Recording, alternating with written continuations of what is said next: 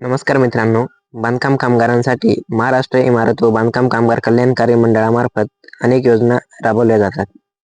त्यामध्ये बांधकाम कामगार भांडी संचय योजना, बांधकाम कामगार सेफ्टी किट योजना, बांधकाम स्कॉलरशिप योजना तसेच आरोग्यविषयक आणि सामाजिक योजना या राबवल्या जातात. तर या योजनेचा लाभ घेण्यासाठी 2025 मध्ये तुम्हाला नोंदणी कशी करायची, त्याचा फॉर्म कसा भरायचा, बांधकाम कामगार नोंदणीसाठी कागदपत्रे कोणती लागतील याची सविस्तर माहिती या व्हिडिओमध्ये बघणार आहोत. व्हिडिओ शेवटपर्यंत बघा.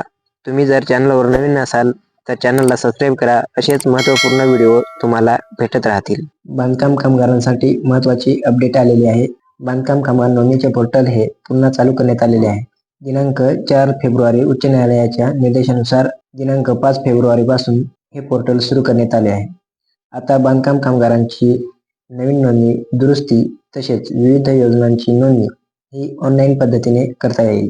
परंतु हा फॉर्म भरल्यावरती व्हेरिफिकेशनसाठी जवळच्या तालुका सुविधा केंद्रामध्ये जावे लागणार आहे. तर मंडळाच्या आदेशानुसार दिनांक 6 फेब्रुवारी पासून तालुका सुविधा केंद्रात डेटा एंट्रीचे काम बंद करण्यात येत आहे. बांधकाम कामगार आपले नोंदणी, नूतनीकरण व लाभाचे अर्ज ऑनलाईन पद्धतीने आपल्या सोयीच्या जागेवरून भरू शकतील. अर्ज भरल्यावर कागदपत्राच्या पडताळणीसाठी कामगारांना आपल्या सोयीची तारीख निवडावी लागेल. 6 फेब्रुवारी पासून तारीख निवडण्याची सुविधा उपलब्ध करून देण्यात आलेली आहे. निवडलेल्या तारखेस व ठिकाणी हजर न राहिल्यास अर्ज नामंजूर करण्यात येईल. बांधकाम कामगार नवीन नोंदणी करण्यासाठी मंडळाच्या पोर्टलवरती यायचे आहे. पोर्टलची लिंक डिस्क्रिप्शन बॉक्समध्ये दिलेली आहे. तर या पोर्टलवरती आल्यावर खाली स्क्रॉल डाऊन करायचे आहे. इथे तुम्हाला कन्स्ट्रक्शन वर्कर रजिस्ट्रेशन असा ऑप्शन दिसेल. यावरती क्लिक करायचे आहे. या ठिकाणी तुम्हाला तुमचा आधार नंबर व मोबाईल नंबर टाकून घ्यायचा आहे आणि प्रोसीड टू फॉर्म यावरती क्लिक करायचे आहे.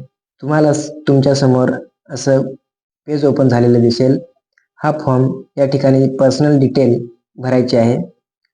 नाव, वडिलांचे किंवा पतीचे नाव, नंतर आडनाव टाकायचे आहे. मेल, फिमेल, जेंडर निवडा. त्यानंतर तुमची जन्मतारीख टाका. त्यानंतर कास्ट कोणती आहे त्यानुसार कॅटेगरी निवडा. त्यानंतर तुमच्या आधार कार्डनुसार पत्ता टाकायचा आहे. पिनकोड टाकून घ्या. खाली फॅमिली डिटेलमध्ये आई, वडील, पती, पत्नी आणि आपल्या पाल्यांची माहिती भरायची आहे. त्यानंतर एम्प्लॉयर डिटेलमध्ये कामाचे स्वरूप म्हणजे कोणते काम करता ते निवडायचे आहे. त्यानंतर प्रमाणपत्र कोणी दिलं, कॉन्ट्रॅक्टर, ग्रामसेवक असे यापैकी ऑप्शन निवडायचा आहे. त्यानंतर प्रमाणपत्रावरची माहिती भरायची आहे. ठेकेदाराचे नाव, त्याचा पत्ता भरून घ्यायचा आहे.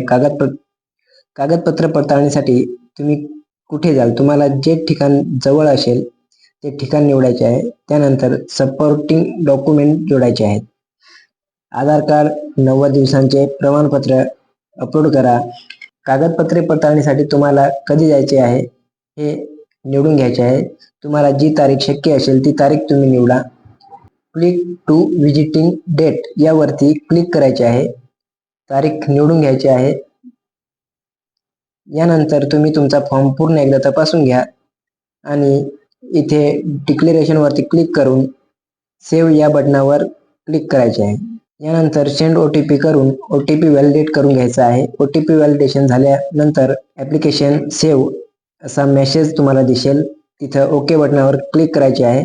तुम्हाला अपॉइंटमेंट लेटर प्रिंट करायचं ऑप्शन दिसेल. या ठिकाणी प्रिंटवर क्लिक करून तुम्हाला अशा पद्धतीचा अपॉइंटमेंट लेटर दिसेल. हे लेटर डाउनलोड करून घ्यायचे आहे, त्याची प्रिंट काढायची आहे. अपॉइंटमेंट लेटर व सर्व आवश्यक कागदपत्रे, Aadhaar card, ration card, bank passbook इत्यादी कागदपत्रे घेऊन ज्या तारखेची अपॉइंटमेंट घेतली आहे त्या तारखेला तालुका सुविधा केंद्रामध्ये हजर राहायचे आहे. अशा प्रकारे बांधकाम कामगार योजनेचा फॉर्म भरायचा आहे.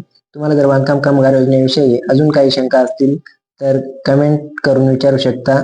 व्हिडिओ आवडला असेल तर लाईक करा, शेअर करा, आमच्या चॅनलला सबस्क्राईब करा. असेच महत्त्वपूर्ण व्हिडिओ तुम्हाला भेटत राहतील. धन्यवाद.